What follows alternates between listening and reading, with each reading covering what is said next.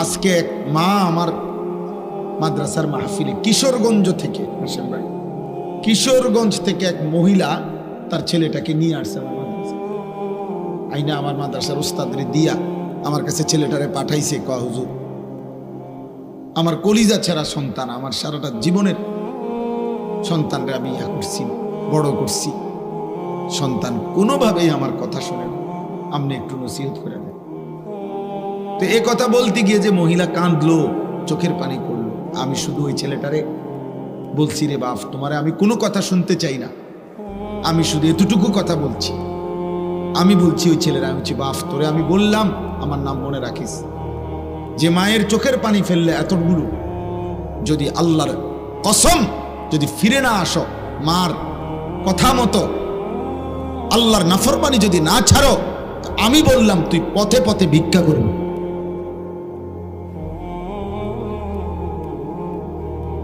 মার চোখে পানি ঝরাইয়া তুই নাফরমান, কোনদিন সুখ দুনিয়ায় জুটবে না। উড়া দুরা কয়েকদিন চলতে পারবা, এমন জায়গায় থমকে যাবা মায়ের বদদুয়ায়, যেদিন আর ঘুরে দাঁড়াইতে পারত। কয়শো নজির লাগবে তোমার, কয় হাজার দলিল লাগবে, বাফেরে কষ্ট দিয়ে সুখে থাকবা? হ্যাঁ,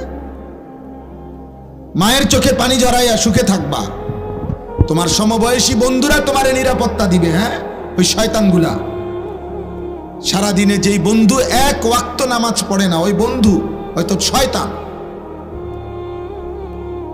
সারাদিনে মোবাইলে নারী ছাড়া, ছবি ছাড়া আর কিছু দেখে না, যে হয়তো শয়তান, হয়তো ইবলিস। ও কিসের বন্ধু আবার? ও কিসের আবার বন্ধু এটা? এর জন্য প্রিয় ছেলেরা, আমার কথা মনে রাখো আব্বা, আমি তোমাদেরই ভাই। এই গ্রামের এমন কেউ নাই যে আমারে চেনে না।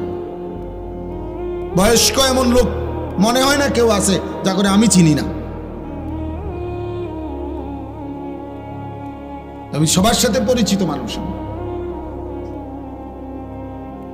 আল্লাহর নবী সাল্লাল্লাহু আলাইহি ওয়াসাল্লাম বলছেন, বাবারাও শুনেন, ছেলেরাও শুনেন, আল্লাহর নবী বলছে, কুল্লু যুনুব ইউআখিরুল্লাহু ইলা আজালিম মুসাম্মা।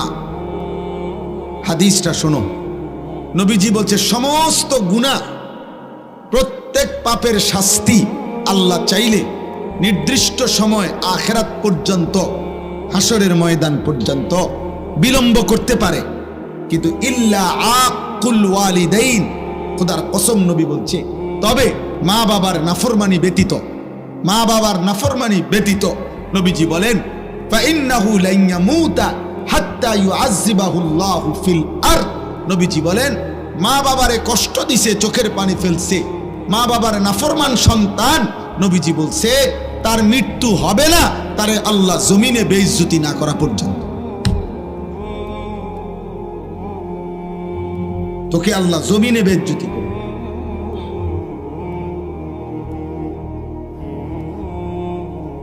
হ্যাঁ, অন্তত তুমি মানুষের বেটি চাও, ও চিরেই দেখবা 20 বছর পরে তোমার মেয়ে যখন আরেক বেটার লগে বাইকে যাইব, আর পুরা গ্রাম তখন জুতার বাড়ি দিব তোমারে, ছিছি করবে, তখন তুমি বুঝবা মজা কাকে বলে। তোমার পাপের শাস্তি কোন হান দিয়া বাইর হয়, তখন টের পাবে।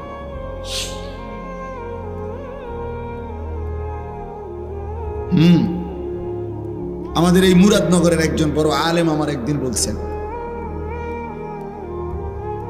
মেয়ে আরেক ছেলের সাথে পলায়া গেছে, বিবাহ বন্ধনে হোক সম্পর্ক কইরা চলে গেছে। মা বাবা গিয়া থানার মধ্যে ওই ছেলে মেয়ের নামে মামলা করছে। মেয়ে চিঠি পাঠাইছে বাপের কাছে, আপন বাপের কাছে। চিঠির মধ্যে স্পষ্ট লিখছে, বাবা, যে কাজটা তোমরা করেছিলে সেটা যদি অপরাধ না হয়, আমার বেলায় থানায় মামলা করলে কেন? কসম খোদার। কি বুঝলেন? মানে তোমরা মা বাবাও তো কি করছিলা? এরকম হারাম প্রেম করেই ভাগ্যে গিয়া বিয়া করছো। এখন আমিও সেই কাজটা করাতে আমার বেলায় মামলা করলাম, ওই বাবা কি জবাব দিবে? হ্যাঁ বলো না বাবা, তোমরা একটা ছেলে বলো, কোনো জবাব হইতে পারে? এই বাবা এই সমাজে কি পরিমাণ বেইজ্জতির শিকার হবে, এই বেচারার সারা জীবনের অর্জন কি হবে তখন? এই জন্য বললাম আমি, মৃত্যু আমাদেরকে বরণ করতেই হবে, আমাদেরকে কিন্তু চলে যেতে হবে। আমরা স্বীকার করি বা না, বুঝি কিংবা না বুঝি, আমরা মরে যাব বাপ। কিশোর ভাই, যুবক ভাই, নওজওয়ান, বয়স্ক বাবা, পর্দার আড়ালের মা বোন, আমাদেরকে চলে যেতে হবে, চলে যেতে হবে। কোনোভাবেই নিকটাত্মীয় স্বজন বন্ধুরা আমাদেরকে ফেরাইতে পারে।